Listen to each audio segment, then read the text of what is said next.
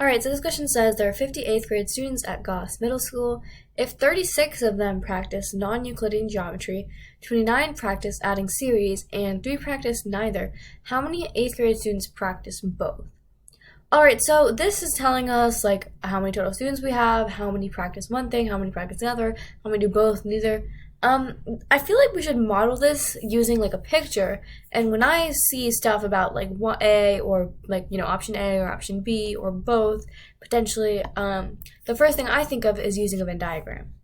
So let's make a Venn diagram and then we'll label all these sections. So the students who only practice non-Euclidean geometry, I'll call G.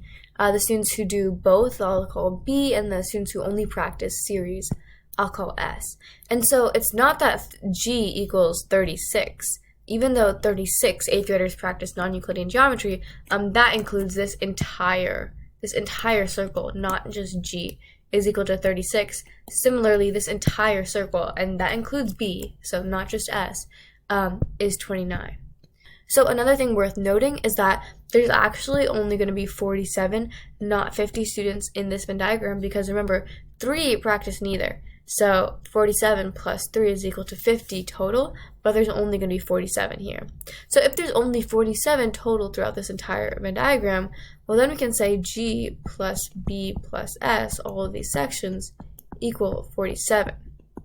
But what we can also say is this entire circle, G plus B, is equal to 36.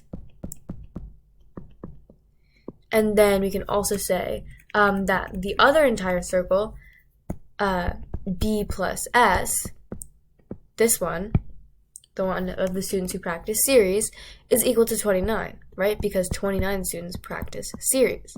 So if we were to add these two equations, well, we would get G plus B plus S on the left-hand side. So we can write that as G plus 2B plus S equals 36 plus 29, which is going to be 65. So now this is really interesting because we're solving for B, right? We're trying to find how many students practice both.